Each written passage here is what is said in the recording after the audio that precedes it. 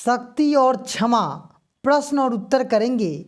यह रचना रामधारी सिंह दिनकर की है।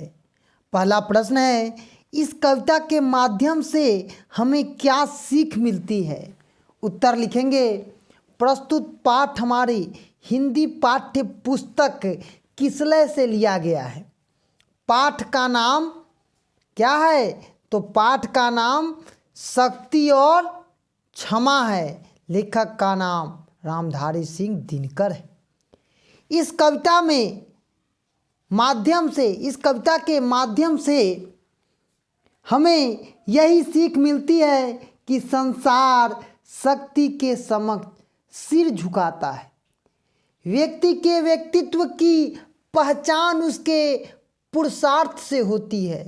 जब तक युधिष्ठिर तथा राम विनम्रता पूर्वक निवेदन करते रहे, तभी तक दुर्योधन व समुद्र युधिष्ठिर तथा राम को कायर समझा। जैसे ही इन दोनों ने अपनी शक्ति का परिचय दिया, दोनों पद दलित हो गए। उसी प्रकार हम भारतवासी को अपने पुरुषार्थ का परिचय देते हुए अपनी स्वतंत्रता की रक्षा करने का प्रयास करना चाहिए। दूसरा प्रश्न है, वे कौन सी परिस्थिति थी जिसे राम को धनुष उठाने को बाध्य किया? उत्तर लिखेंगे। प्रस्तुत पाठ हमारे हिंदी पाठ्य पुस्तक शक्ति और क्षमा पाठ से लिया गया है। लेखक का नाम रामधारी सिंह दिनकर है।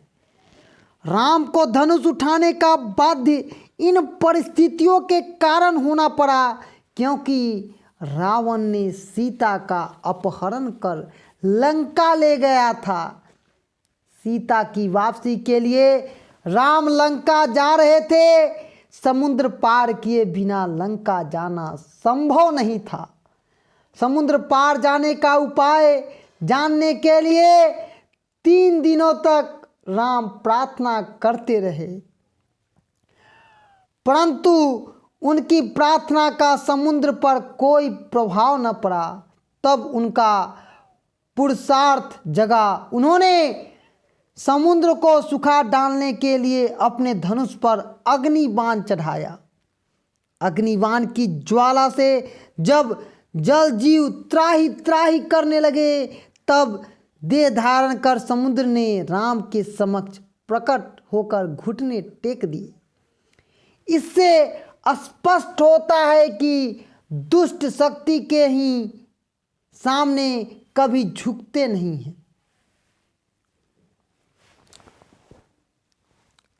तीसरा प्रश्न है, निम्नलिखित पंक्तियों का अर्थ स्पष्ट करना है। क्षमा शोभती उस भुजंग को जिसके पास गरल हो, उसको क्या जो दंतहीन विषहीन विनित सरल हो। उत्तर लिखेंगे। प्रस्तुत पाठ हमारे हिंदी पाठ्य पुस्तक किसलय से लिया गया है। पाठ का नाम शक्ति और क्षमा है। लेखक का नाम रामधारी सिंह दिनकर है। इस पंक्ति में क्षमा उस व्यक्ति का गौरव बढ़ाती है जिसमें शक्ति होती है। शक्तिहीन व्यक्ति को लोग कायर या डरपोक समझते हैं। जिस प्रकार दंतहीन तथा विषहीन सांप के कोई नहीं डरता है, क्योंकि ऐसे दंतहीन और विषहीन सांप के काटने पर मृत्यु का भय नहीं होता है। उसी प्रकार अहिंसात्मक विचार वाले सज्जन व्यक्ति से कोई नहीं डरता है। शक्ति के बिना ये गुण कायरता और पौरुषहीनता को प्रकट करते हैं। पाठ के आगे पहला प्रश्न है, दिनकर के इस भाव से आप कहाँ तक सहमत हैं?